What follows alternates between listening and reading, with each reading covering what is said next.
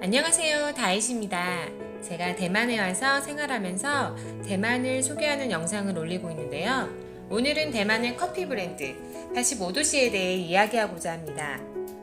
다들 85도씨 알고 계시죠? 대만에서 살고 있는 다이시도 85도씨 커피를 자주 마시고 있는데요. 85도씨는 한국에서도 유명한 소금 커피뿐만 아니라 달콤한 디저트로 대만 중국 사람들에게 큰 사랑을 받고 있는 대만의 토종 브랜드입니다. 그런데 지난 8월 16일 중국과 대만의 언론 매체에 대만의 커피 브랜드 85도씨에 대한 기사가 쏟아져 나왔습니다. 대만 차이잉원 총통이 해외 순방 중 미국에 위치한 대만의 커피 브랜드 85도씨에서 커피를 마시고 사인을 남겼는데, 이에 격분한 중국 네티즌들이 85도씨를 비난하고 불매운동을 벌였다는 내용입니다. 아니 왜? 대만 총통이 대만 브랜드에서 커피를 마신 게 무슨 잘못이냐고 하겠지만 여기에는 복잡한 정치 문제가 얽혀 있습니다. 중국 네티즌들은 중국에서 돈을 벌어가는 85도씨가 대만 독립을 지지한다는 차이잉원 총통에게 커피를 준 것은 85도씨가 대만 독립을 지지한다는 의미라는 것입니다.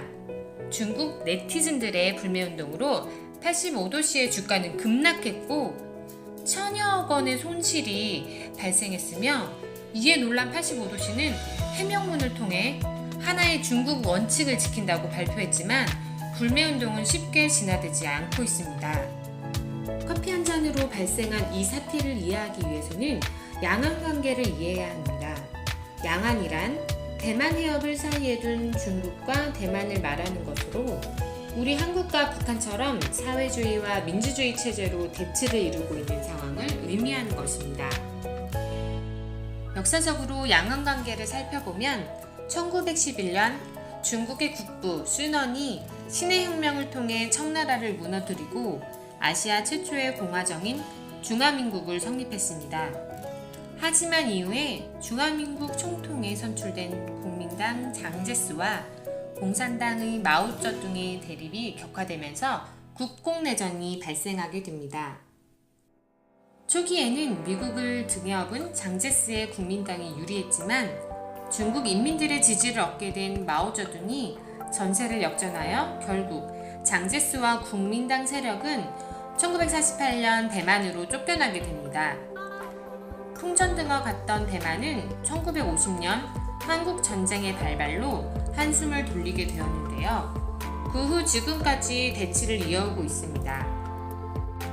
하지만 철저히 분리 대립된 한반도와 다르게 중국과 대만은 1990년대에 들어 교류의 물꼬가 튀었고, 1992년 홍콩에서 열린 양안회의에서 하나의 중국 원칙에 합의하되 그 중국의 해석은 각자의 해석에 따른다는 구이 공식, 구이 콘센서스에 합의하여 지속적으로 교류를 이어와 지금은 경제 부문에 거의 통합을 이루었다고 볼 수 있습니다.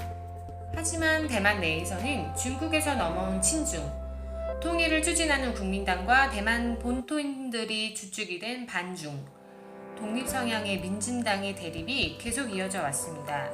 그리고 지난 2016년 1월 대만 총통선거에서 반중, 독립 성향의 민진당 차이잉원이 압도적인 표차로 선출되면서 대만 최초의 여성 총통이 되었습니다.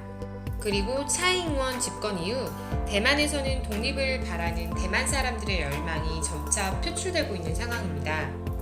하지만 중국에서는 이러한 대만 독립의 움직임에 절대로 분열을 용납하지 않는다는 원칙을 고수하며 강경 대응하고 있습니다.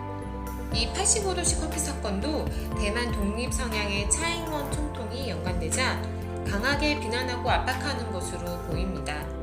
현재 중국은 대만 문제를 신장, 웨이구얼, 티베트와 함께 중국의 핵심 이익으로 삼고 있어 독립은 쉽지 않을 것으로 보입니다.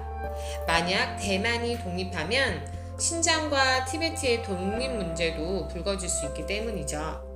이러한 양안의 대립이 극단으로 치닫지 않고 평화적으로 해결되기를 대만을 사랑하는 다이시도 개인적으로 바라봅니다.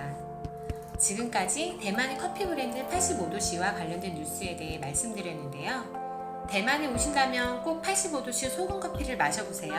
정말 새롭고 신기한 맛입니다. 강추 강추. 지금까지 다이쇼였습니다. 안녕.